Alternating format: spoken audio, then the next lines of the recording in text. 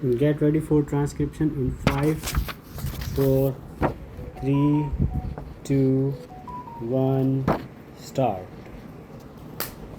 I have listened carefully and attentively with respect to many of the speeches made here, and sometimes I have felt as if I was being buffeted by the ice winds of the Cold War. Coming from a warm country, I have shivered occasionally at these cold blasts. Speaking here in this assembly chamber, an old memory comes back to me. In the fateful summer of 1938, I was a visitor at a meeting of the League of Nations in Geneva. Hitler was advancing then and holding out threats of war. There was mobilization in many parts of Europe, and the tramp of armed men was being heard. Even so, the League of Nations appeared to be unconcerned and discussed all manner of subjects except the most vital subject of the day. The war had not started then. A year later, it descended upon the world with all its thunder and destructive fury. After many years of carnage, the war ended, and a new age was ushered in by the terrible experience of Hiroshima and Nagasaki. Fresh from these horrors, the minds of men turned to thoughts of peace, and there was a passionate desire to put end to war itself. The United Nations took birth on a note of high idealism embodied in the noble wording of the character. But there was also a realization of the state of the post war world as it was. Therefore, provision was made in the structure of the organization to balance certain conflicting urges. There were permanent members of the Security Council, and there was provision for unanimity amongst the great powers. All this was not very logical, but it represented certain realities of the world as it was, and because of this, we accepted them. At that time, large areas in Asia and even more so in Africa were not represented in the United Nations, and they were under colonial domination. Since then, the colonial part of the world has shrunk greatly, and we now welcome here many countries from Africa in their new freedom. The United Nations has become progressively more representative, but we must remember that even now it is not fully so. Colonialism still has its strong footholds in some parts of the world, and racialism are not prevalent, especially in Africa. The United Nations has often been criticized for its structure and for some of its activities.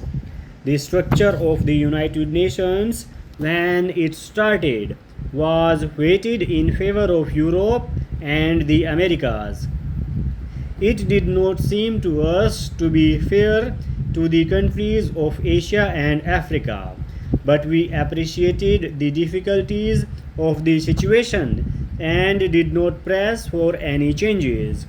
With the growth of the United Nations and more countries coming in, its structure today has become still more unbalanced. Even so, we wish to proceed slowly and with agreement and not to press for any change which would involve an immediate amendment of the character and the raising of heated controversies. Unfortunately, we live in a split world which is constantly coming up against the basic assumptions of the United Nations. We have to bear with this and try to move even more forward to the conception of full cooperation between nations.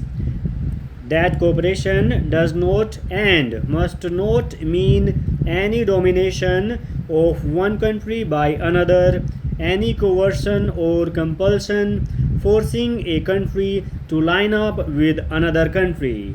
Each country has something to give and something to take from others.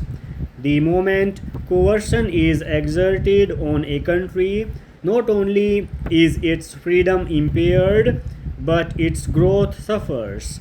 We have to acknowledge that there is a great diversity in the world and that this variety is good and is to be encouraged so that each country may grow and its creative impulse might have full play in accordance with its own genius.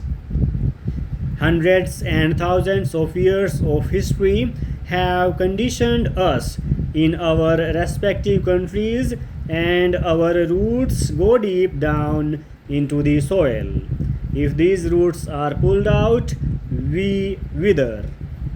If these roots remain strong and we allow the winds from four quarters to blow in upon us, they will yield branch, flower, and fruit.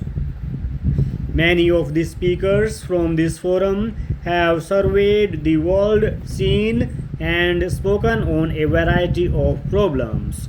I would like to concentrate on what I consider the basic problem of all.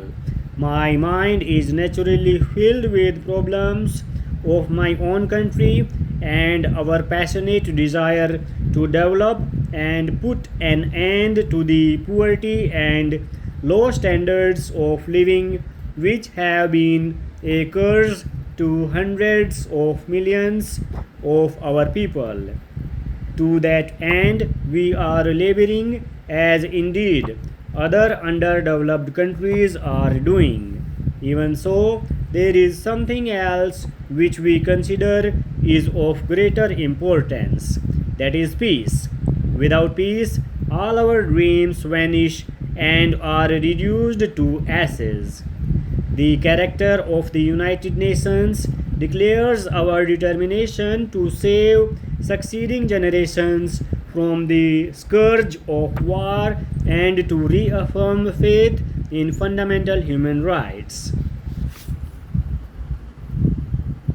Mr. Vice Chairman, Sir, when I was speaking yesterday, I was referring to the problem of devaluation. I said that devaluation of the rupee had not been done after careful consideration, that the government had not learned any lesson from the past, and when the nations went in for devaluation not once but more than once, out of ignorance and thoughtlessness, the government has resorted to devaluation. The foreign exchange position has not improved. The main purpose of the devaluation was to bring about adjustment in the exchange rate. The main intention was to increase exports and decrease imports. The main consideration was to bridge the gap in the balance of payments position. The main objective was not realized and it will not be realized. It was done at the behest of the World Bank and the International Monetary Fund. Sir, devaluation is a very serious matter. Its consequences are serious. If it is undertaken thoughtlessly or in a hurry, it may destroy the very economic system and dislocate our monetary fabric. This is what has happened now. The benefits of devaluation are less, the disadvantages are more.